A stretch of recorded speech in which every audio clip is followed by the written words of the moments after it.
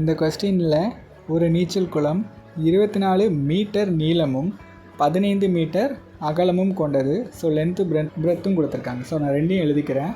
அதுக்கப்புறம் குறிப்பிட்ட எண்ணிக்கையிலான ஆண்கள் அந்த குளத்தினுள் குதிக்கும் போது நீரின் உயரம் 1 சென்டிமீட்டர் அதிகரிக்குதுன்னு கொடுத்துருக்கான். ஸோ ஆண்கள் அது பீன்னு வச்சுக்கிறேன்.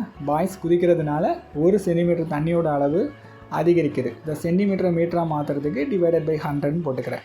ஒரு ஆண் சராசரியாக 0.1 மீட்டர் தண்ணியை வெளியேற்றுறான்.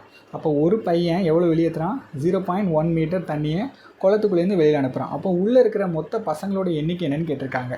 ஃபஸ்ட் நான் என்ன பண்ண போகிறேன், மொத்தமாக எல்லா பசங்களும் சேர்ந்து எவ்வளோ தண்ணியை வெளியே அனுப்புகிறாங்கன்னு கண்டுபிடிக்க போகிறேன். அப்போ இந்த லென்த்தையும் பிரெத்தையும் பெருக்கிடுறேன். பெருக்கிட்டு மொத்தமாக சேஞ்ச் ஆனது என்னது? இந்த 1 சென்டிமீட்டர் தானே.